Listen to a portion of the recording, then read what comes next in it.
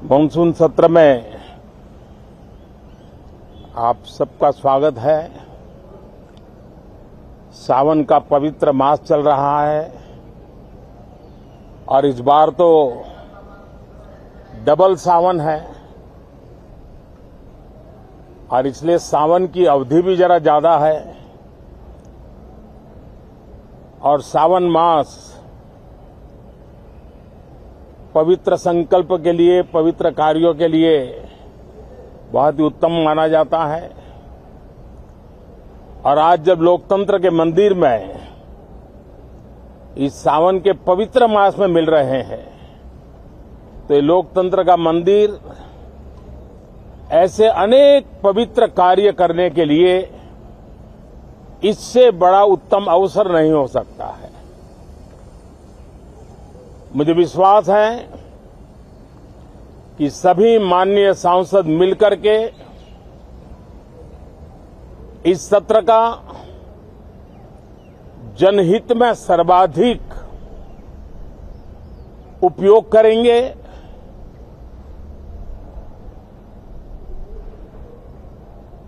संसद की जो जिम्मेवारी है और संसद में हर सांसद की जो जिम्मेवारी है, ऐसे अनेक कानूनों का बनाना, उसकी विस्तार से चर्चा करना बहुत ही आवश्यक है। और चर्चा जितनी ज्यादा होती है, चर्चा जितनी ज्यादा पैनी होती है, उतना जनहित में दूरगामी परिणाम देने वाले अच्छे निर्णय होते हैं।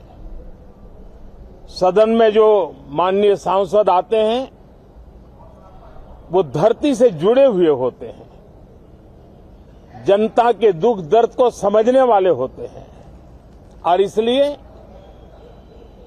जब चर्चा होती है तो उनकी तरफ से जो विचार आते हैं वो जड़ों से जुड़े हुए विचार आते हैं और इसलिए चर्चा तो समृद्ध होती है, निर्णय भी सशक्त होते हैं, परिणामकारी होते हैं। और इसलिए मैं सभी राजनीतिक दलों को, सभी माननीय सांसदों को इस सत्र का भरपूर उपयोग करके जनहित के कामों को हम आगे बढ़ाएं। ये सत्र अनेक रूप से महत्व का भी है क्योंकि इस सत्र में जो बिल लाए जा रहे हैं वो सीधे सीधे जनता के हितों से जुड़े हुए हैं।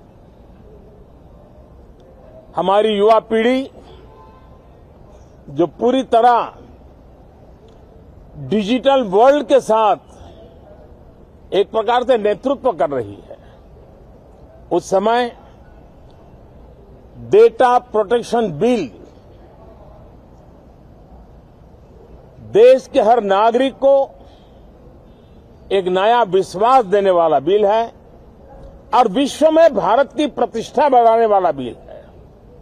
उसी प्रकार से नेशनल रिसर्च फाउंडेशन, ये बिल एनआरएफ नई शिक्षा नीति के संदर्भ में एक बहुत बड़ा अहम कदम है और इसका उपयोग अनुसंधान को बल देना, इनोवेशन को बल देना, रिसर्च को बल देना और हमारी युवा पीढ़ी जो विश्व के अंदर नए उपक्रमों के द्वारा विश्व का नेतृत्व करने का सामर्थ्य रखती है, उनके लिए बड़ा अवसर देकर के आ रही है।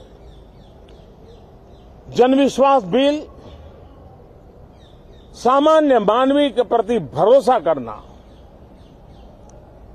अनेक कानूनों को डिक्रिमिनलाइज करना, इस मुहिम को आगे बढ़ाने वाला ये बिल, उसी प्रकार से जो पुराने कानून है उनको खत्म करने के लिए भी एक बिल में प्रावधान किया जा रहा है। हमारे यहां सदियों से एक परंपरा रही है कि जब विवाद हो तो संवाद से सुलझाया जाए। मीडिएशन की परंपरा हमारे देश की बहुत सदियों पुरानी है। उसको अब कानूनी आधार देते हुए मीडिएशन बिल लाने की दिशा में इस सत्र का बहुत बड़ा उपयोग है, जो अनेक विवादों से सामान्य मानवीय से लेकर के असामान्य संजोगों को भी मिल बैठकर के सुलझाने का एक मजबूत नींव बनाएगा। इसी प्रकार से डेंटल मिशन को लेकर के एक बिल जो हमारे डेंटल कॉलेजेस के लेकर मेडिकल के छात्रों के लिए एक नई व्यवस्था को आकार देगा।